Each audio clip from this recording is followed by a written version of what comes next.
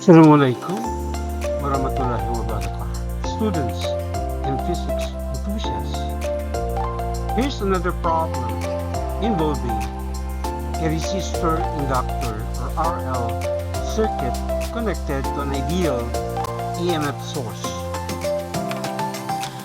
So join me as we analyze this kind of circuit, watch and learn.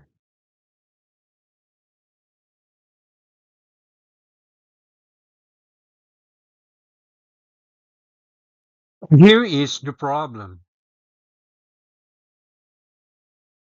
In the circuit shown in figure 1, switch S is closed, time equals 0.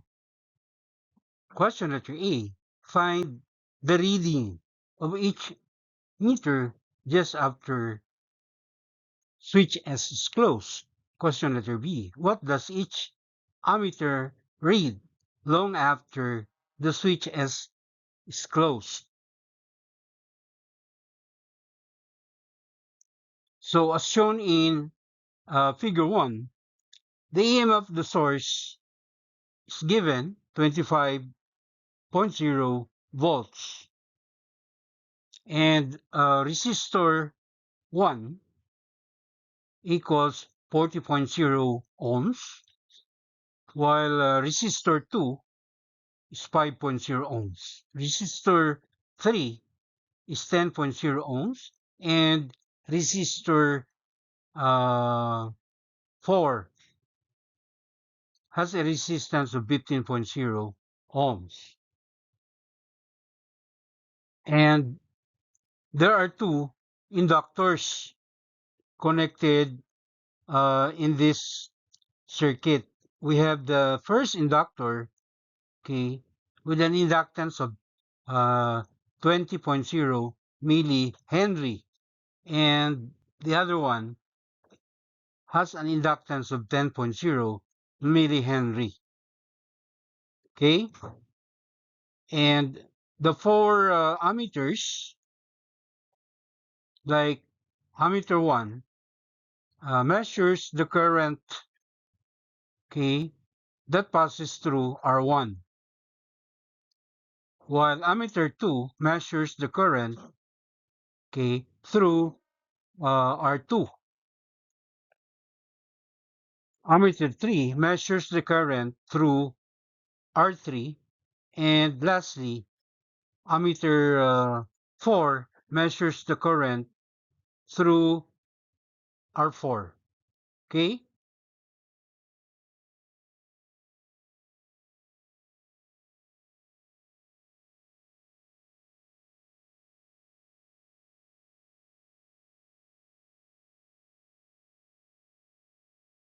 In figure 2, we have the graph that shows the current growth in an RL circuit. For simplicity, we consider a circuit with just one resistor and one inductor connected in series to a battery. Okay? So, we describe this curve as being exponential. Okay? Which means that at time equals 0, just as the switch S is closed, the current is 0, but it increases very quickly. Okay? And as time passes, the increase in current gets smaller and smaller. Okay? Until the current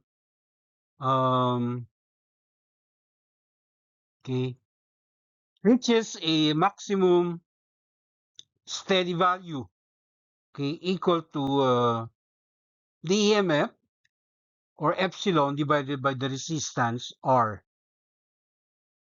So we express the rate of increase in the current as a function of time. Okay, so the equation is the rate of increase in the current, that is denoted by di over dt, okay, is equal to the EMF, or epsilon, divided by the inductance, capital L, multiplied by E raised to the power negative R over L times the time t. Okay? So from this equation, for the rate of increase in the current, okay, as a function of time, we say that at time equals 0, the current I equals 0. And the rate of the increase in the current di over dt, okay, is equal to the EMF epsilon divided by the inductance, capital L. Right? Likewise, as time approaches infinity, the current approaches a steady value of epsilon over the resistance R, and that the rate of increase in the current di over dt approaches 0.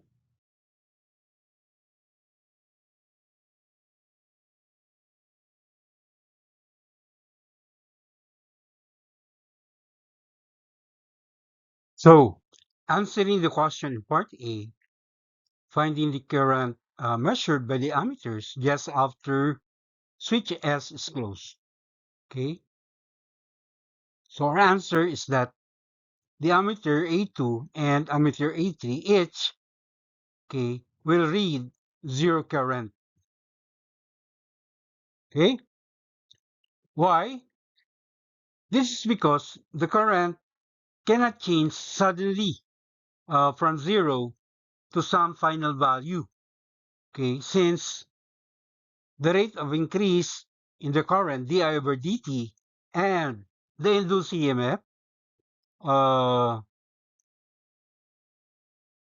in the inductor, right, would both be infinite. Okay, instead, the current begins to grow at a rate that depends on the value of the inductance, capital L, in the circuit. Okay, now, unlike R2 and R3, where the current through them is 0, R1 and R4 both have current through them. Okay, so the current through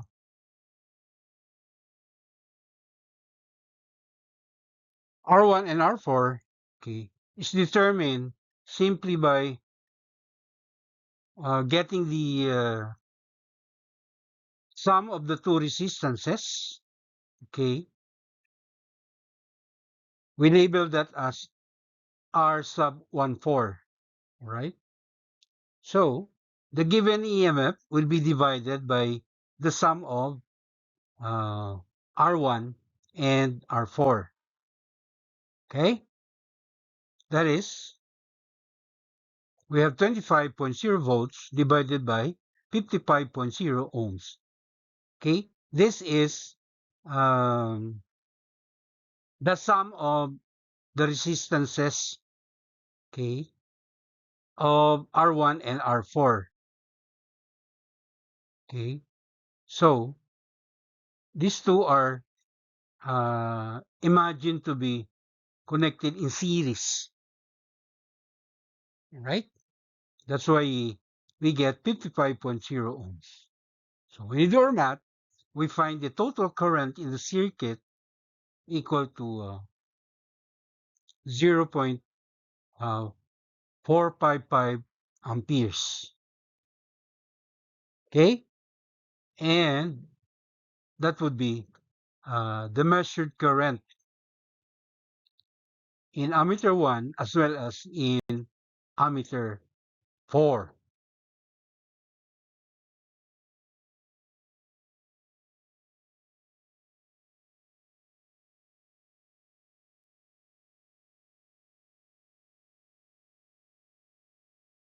In part B, we calculate um, each of the current readings of the ammeters long after the switch is closed. Okay, and based on the graph for exponential growth of current, uh, where the rate of increase in the current di over dt is equal to 0 as t approaches infinity, and that the current uh, I equals epsilon over the resistance R. So we again imagine that there are no inductors in the circuit, okay, except for the 4 resistors that are connected just like in the original circuit, okay, and starting with finding the sum of um, R2, R3, and R4, okay, which are considered parallel with one another, okay. So we apply the formula for getting the sum of resistances that are connected in parallel, which is 1 over R sub 2, 3, 4, okay, is equal to the sum of the reciprocals of uh, 5.0 ohms, that's for R2, okay, plus 1 over 10.0 ohms, that's for R3, and plus 1 over 15.0 ohms for R4, okay. So when you do our math, we find the total equivalent resistance for these 3 resistors connected in parallel. That is, R sub 234 is equal to 2.7 ohms. Okay? And then, uh, the equivalent resistance for the 3 power resistors will be combined with uh, resistor R1 having a resistance of 40.0 ohms. Okay?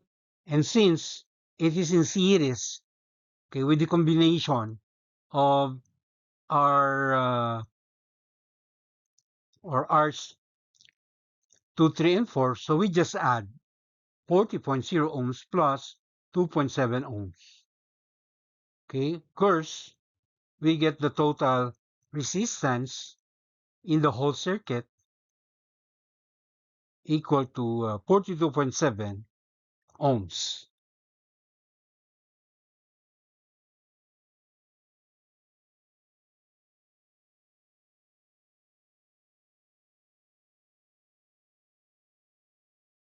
We then compute the total current I sub t in the whole circuit.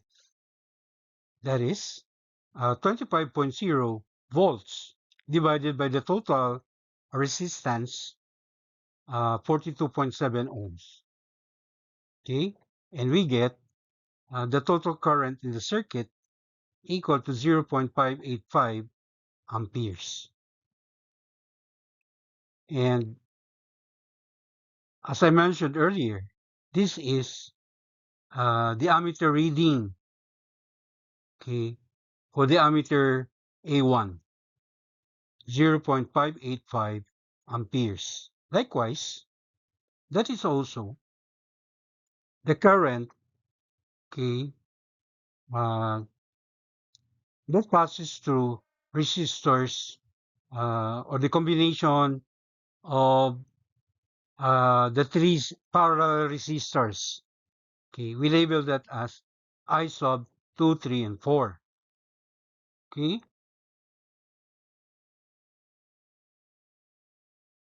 and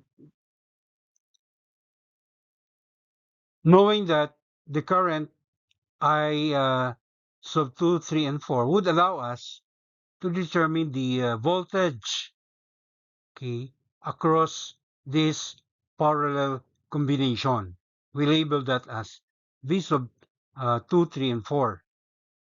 Okay, by simply multiplying that current 0.585 amperes and uh, the equivalent resistance for the three, okay, uh, resistors 2, 3, and 4, which is 2.7 ohms. So we get, okay, the voltage, okay, equal to 1.6 volts, which incidentally is already the voltage across the resistor R2. We label that as capital B sub 2, or the voltage across resistor number 2, 1.6 volts. So that helps us determine the current I sub 2, or the current through the resistor R2, simply dividing 1.6 volts by the resistance of R2, 5.00 ohms, which is, of course, equal to 0.32 amperes. All right? This is the current that ammeter 2, okay, reads. Okay?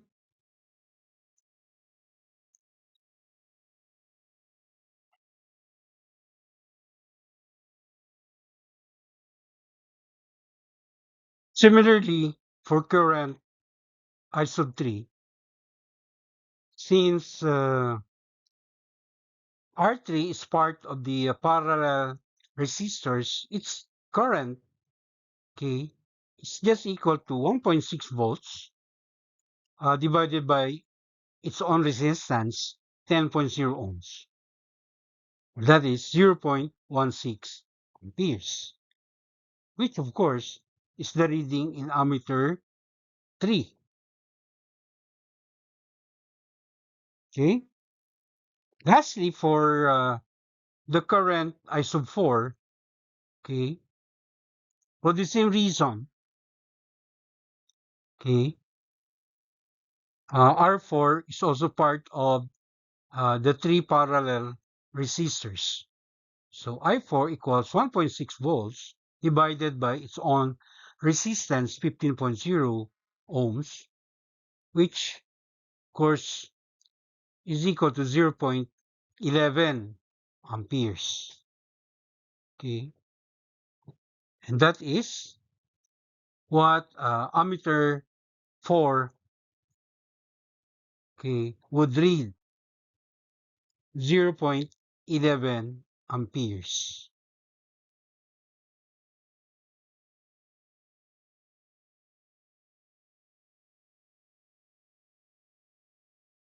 So just before we end, okay, we reiterate the key concept that we applied in this problem. The presence of an inductor in a circuit that contains a source of EMF and a resistor or resistors slows the growth of the current when the circuit is completed. The equilibrium value of the current after a very long time is the same as if the inductor were not present. So on this note, may I say mabuhay, kita-kits in the next episode. MashaAllah. Thank you very much for your indulgence. Please don't forget to subscribe to my YouTube channel. Alhamdulillah.